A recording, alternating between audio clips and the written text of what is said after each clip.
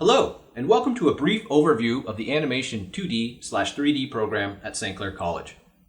There are three main things I would like to talk about while you watch some of our student work, and I know it may not be easy to listen while there are cartoons on. So the main thing you should remember is that you can always contact me through armoy@stclaircollege.ca with any questions you may have. The first thing I want to talk about is the program itself. The Animation 2D/3D program is a 3-year diploma program that runs only in the fall and winter semesters, with a fall intake capped at 40 first years. The first 3 semesters of the program are geared towards understanding the underlying principles of why things look good or not. This includes the principles of animation, design, color, storytelling, and much more. The reason for this is that software and industry tools will change, but if you know why things will be appealing to an audience, it really doesn't matter the tools you have. Now that doesn't mean you don't need to know the tools. So at the same time as getting the principles, you are being introduced to the various software packages used in the program. These include Maya as the primary 3D software, Toon Boom Harmony as the primary 2D software, as well as Premiere, After Effects, Animate, and Photoshop from Adobe. In the 4th semester, the focus of the program shifts from learning the principles of things to applying them to larger projects geared towards being used on a demo reel. A demo reel is a compilation of your work that is used to apply to jobs in the animation industry. Also in the 4th semester, there is a change in the layout of courses, so that the 3D content is broken into 3 separate courses. The first is modeling, which is the creation of character, props, and environmental models, as well as rigging. The second is lighting and rendering, which is texturing and lighting surfaces in 3D, special effects, and compositing. And lastly, 3D animation, which is creating character animation with pre-made rigs. You would also be getting a 2D animation course, which is about character animation in 2D, and a life drawing course. This layout of courses is used in the last 3 semesters of the program and are focused on getting students to create content for their reels. I do want to point out that there is a life drawing class in every semester, and these classes do involve the drawing of nude models. If nudity is an issue for any reason, we can try to accommodate, but understanding the human form is key to being able to animate and is part of our program. The second thing I want to talk about is where do students get jobs? Although our program has specific career paths that we train students for, it is important for students to think about their education as filling a toolbox with a bunch of skills and tools that they can use to create a demo reel or portfolio for any industry that requires the creation or assembly of visual assets. Anything from hand-drawn sketches to fully realized 3D projects are needed in a lot of industries outside of animation, so it is important for students to explore their options. So on top of the careers we train for, we also have an other category, where students have created their own career paths based on the skills they learned in our program. Now, as the name of the program implies, the main career path we are training for is character animation. And if you've watched cartoons in the past 15 years, you have seen our graduates work on Teletoon, Cartoon Network, Nickelodeon, Disney, and especially Treehouse. We have many grads working on television shows as animators, background artists, and designers, and a few have even won awards for their work. We also have students that go into feature films or live-action television shows in many different areas, including texture artists, modelers, compositors, and animators. We have graduates that have put the skin on the Hulk, the claws on Wolverine, and blew up Raccoon City in Resident Evil, as well as many other blockbuster and award-winning movies and shows.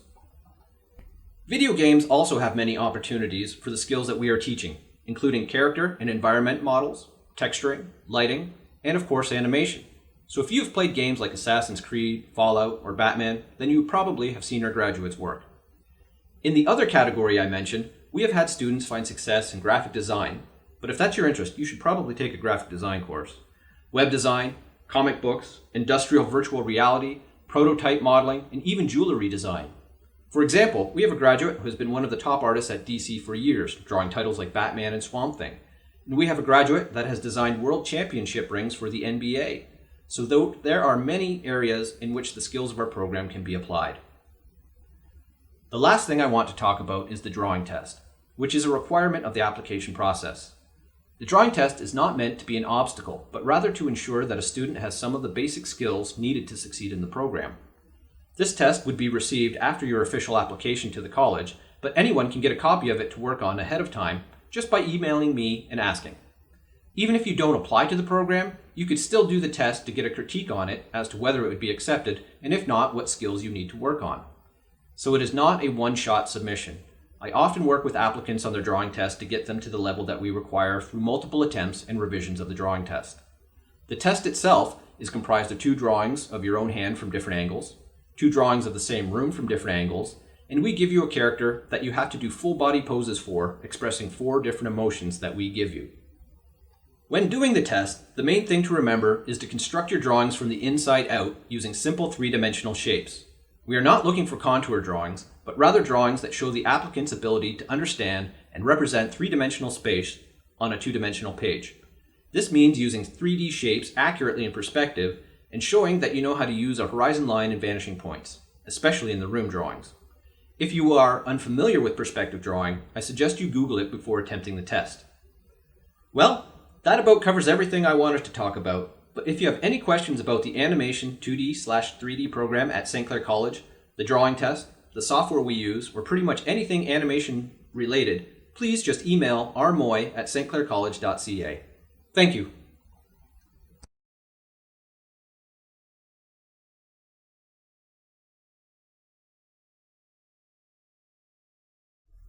Hello, and welcome to a quick tutorial on how to draw the character poses for the animation 2D/3D drawing test for St. Clair College.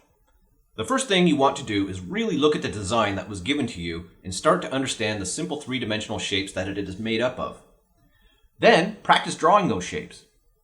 You will also need to pay attention to the proportion of the parts. For example, how many heads high is the character? It is these things that we will want to make sure stay accurate in the pose. Next, you want to figure out the pose. It is not good enough to just change the facial expression. You need to make that emotion come through in every part of the character's pose. Stand up and try some poses yourself, or look up reference on what the emotional pose might look like.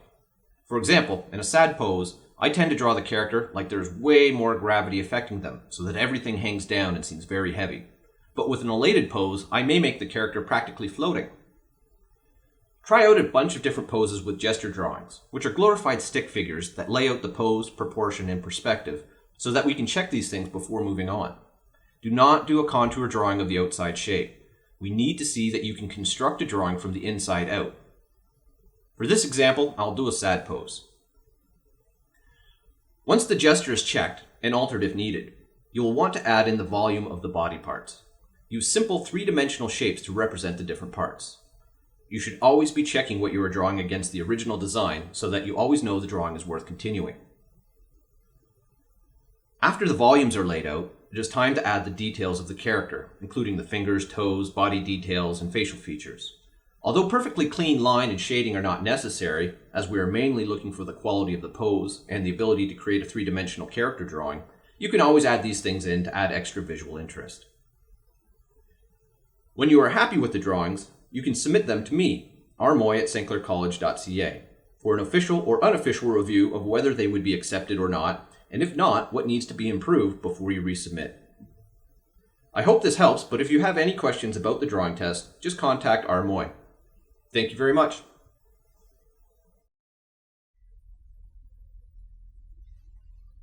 Hello, and welcome to a quick tutorial on how to draw hands for the animation 2D/3D drawing test for St. Clair College.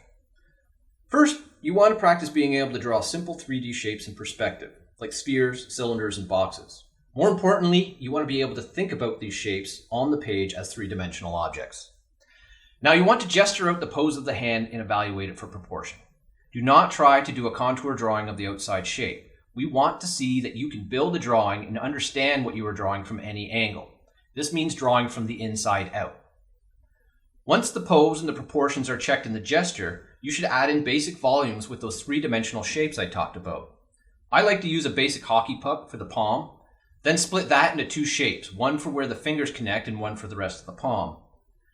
I then add spheres for all of the finger joints with cylinders connecting them. But you can use more boxy shapes if you like. I also add a squished down sphere in the palm for where the thumb connects. Make sure the shapes get smaller as you get out to the fingers and round off the ends for the fingertips. Try and draw lightly in this construction phase so that you can add a final line over top later. Now, if your construction is too dark, you can always lay a new sheet down and trace over top, or just add a new layer if you're drawing digitally.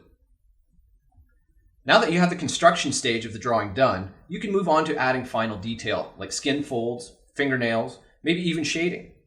Although pretty line work and shading always look nice, the main thing that we're looking for is the construction method in the drawing, in your ability to represent three-dimensional shapes on the page.